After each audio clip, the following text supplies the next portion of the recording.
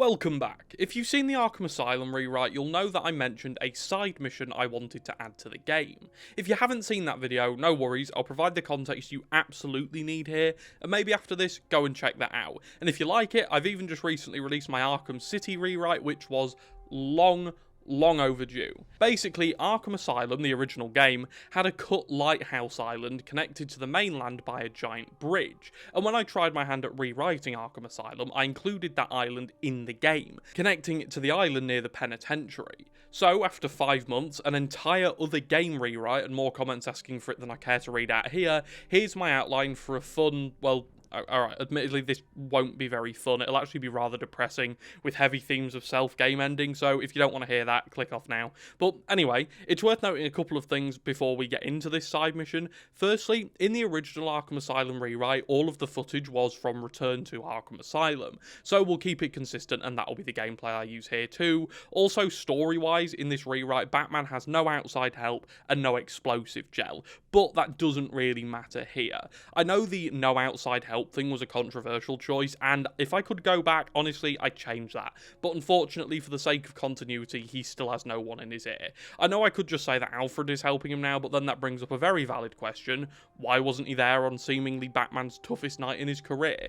My answer to that would be, well, it doesn't matter, because the fact is, he hasn't got any help, and that's how it is. Finally, as with all rewrite content, the footage on screen often won't reflect the story I'm telling due to said story being completely hypothetical. So, if I can somehow line things up, I will, but for the most part, especially today, since none of this even comes close to happening, the gameplay will kind of just be there to keep you entertained.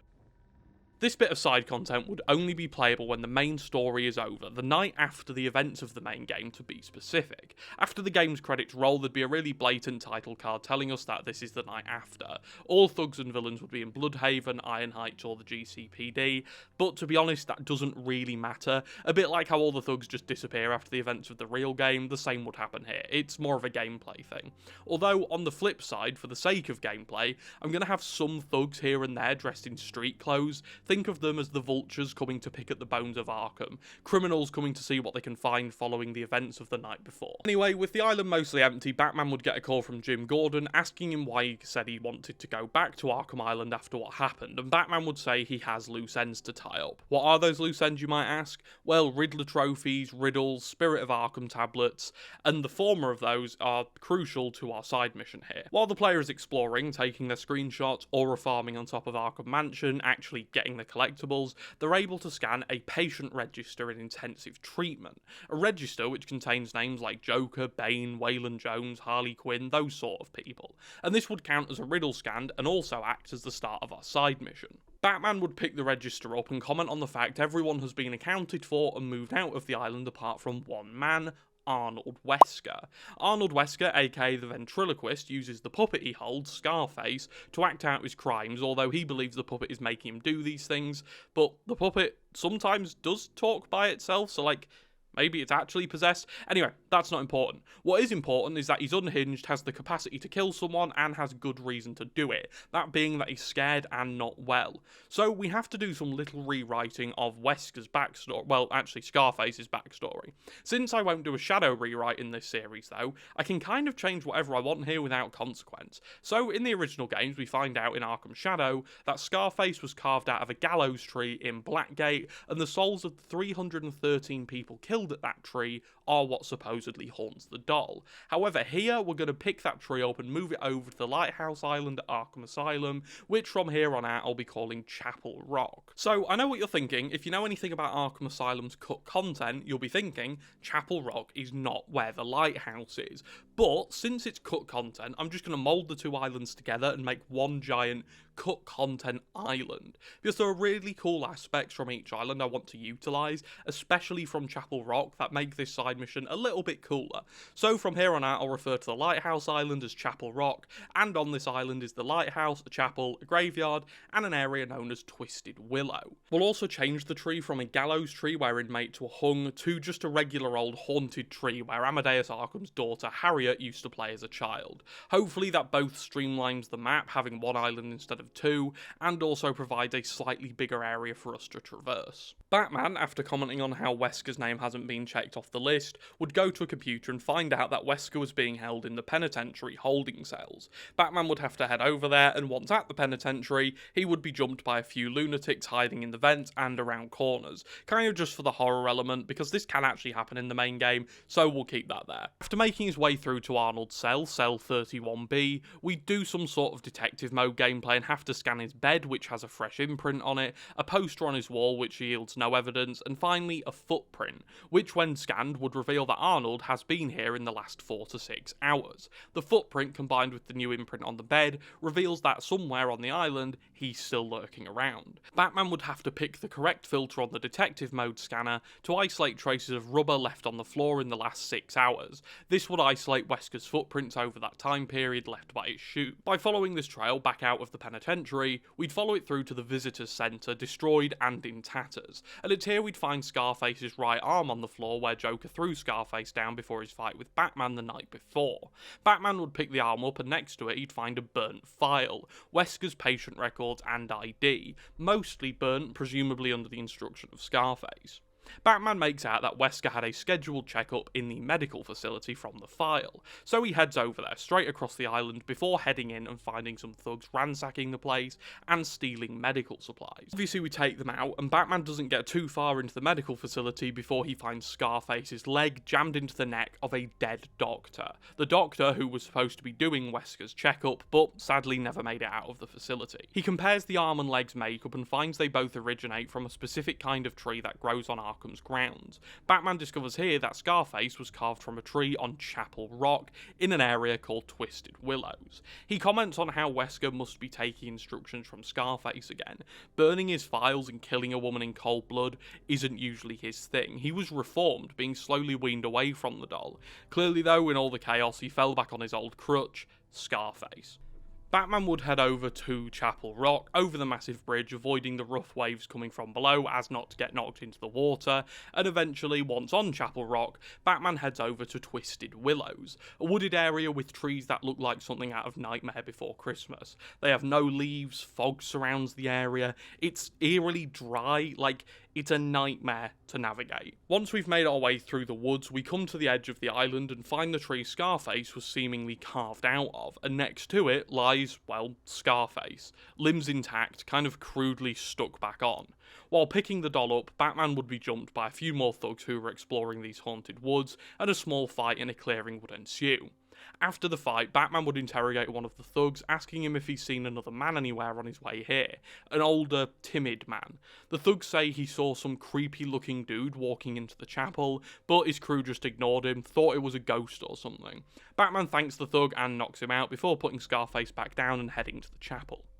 So what we know is that Arnold hid during the events of the game, or was forgotten by the people sent in to evacuate the island. He relapsed on communicating with Scarface, and in doing so burned his patient files, making him even more anonymous, and most importantly, killed an innocent woman. Batman heads over to the chapel, and after entering he'd find a note written by Wesker, and it would read something along the lines of, "To whoever finds this, if anyone ever does, I don't think I belong here anymore. The world forgot me, and Scarface turned me into something I never wanted to be. You were cruel, and I was small. I know the bad things I did, I tried to be better. I tried so hard to keep the monster quiet, but his strings were too tight to escape. The pain just stayed, and it kept growing bigger and bigger until it swallowed me whole. Maybe if I go away, it will stop. Maybe the light above will finally take me somewhere safe, somewhere quiet. I don't blame him, not really. He was just louder than me, stronger than me, and I was too weak to fight back. God forgive me. So, this is all I can leave behind, my last little note." Bruce, moved by the letter, puts it in his belt, and being the world's greatest detective and all, would put 2 and 2 together. The first 2 being, maybe the light above will finally take me somewhere safe, and the second 2 being the very clearly suicide note wording of this message. Arnold is going to jump from the lighthouse, killing himself and freeing himself from Scarface's clutches once and for all. We have to race against the clock here across Chapel Rock, fighting a little group of scavengers as we go. Once at the lighthouse, we can see Arnold shuffling towards the edge, and we traverse up the inside, which is basically, if you remember from the actual rewrite, falling apart minute by minute, before eventually we finally reach the top. Batman shouts to Arnold, wait, you don't have to do this. This isn't what the world needs." Arnold turns and replies, "Batman, you came, but I thought you left. Why did you come back?" Bruce stops and the camera pans in on his face and he says, "For you, Arnold, I came back for you, to stop you doing something you don't have to do. The world didn't forget you, Arnold. You forgot you." The doll, Arnold interjects, "Scarface." Batman continues, "Scarface made you forget you. You can be a good man, Arnold. You are a good man, so please come away from the ledge. We don't need to do this." Arnold steps away from the ledge, looking down at the rocks and waves crashing against them. He turns to Batman and says, "Where is he?" Bruce takes a moment and says, "He's in the woods. He can't hurt you down there. Just come closer to me and we can figure all of this out." Arnold begins tearing up and begins telling Bruce why he did what he did. He says, "You don't understand, Batman. He made me kill again. He made me burn the only things in this world aside from him that prove I exist. And then he made me take him to the tree to fix him. He made me fix him after all he's ever done is break me. I thought he'd make me strong, but he didn't." Arnold breaks down crying, dropping to his knees, and Bruce reaches his hand out to Arnold. Arnold looks up and reaches back, and the scene fades.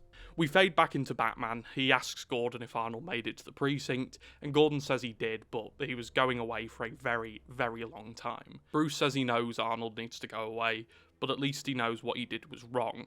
They just need to give him time and make him know the world isn't against him. Gordon thanks Batman, and the line cuts, and that's the end of the mission. If you head back to Twisted Willows, I'd have Scarface be gone after a while, maybe like your third or fourth visit, he'd just vanish, just to add to the tragic nature of the mission. Knowing the doll is seemingly gone means it's only probably going back to one man. So there it is, that's my little side mission I put in my Arkham Asylum cut content rewrite. I toyed with a few villains. Black Mask perhaps brings Zaz back, Professor Pig, but Arnold, Wesker and Scarface just felt, I don't know, it just felt right. If you know where I'm taking my rewritten Arkhamverse, you'll know I'm trying to bring Batman and Bruce's emotions to the forefront, trying to make him more human, and I think with the theatricality and depravity of the rest of the game, this side mission is really sobering. I took inspiration from the Howard side mission in Spider-Man 2, and that might sound really weird, but that mission really stuck with me as a prime example of both kind of emotional storytelling, and you don't need to punch your way out of everything in these games. These characters, Batman, Spider-Man, Superman, they're not all fists. They can be emotional if they need to be. If it weren't for the fact this is a game and thus needs to be fun to play, I'd actually take out the thugs scavenging the island, because in all honesty, this side mission's strength is in its emotion, its sobering nature, and I really enjoyed writing this as sad as it is. I had other villains pegged as the ones to take the side mission slot, and then have a boss fight against them themed around the island, including Arnold, Wesker and Scarface. I was going to do a giant kind of theatrical fight at the lighthouse, but I just didn't feel like that's what this needed. I think this would be so much more memorable, do much better in terms of adding depth to both Batman and Arnold, and overall, this felt right in line with my vision for Asylum. Obviously, as per all the rewrites, the dialogue doesn't have to be exact. I mean, I'm not a dialogue writer, right? I'm not a writer at all. Like I said, I'm in the Arkham City one. I'm just a Batman fan with too much time on his hands. But I hope you enjoyed this as much as you could. I know it's a bit dark, but hey, what Batman media doesn't get a little bit dark every now and then, right? Anyway, I sincerely hope you enjoyed this and hope it kind of adds to the Arkham Asylum rewrite, and I'll see you next time. Goodbye.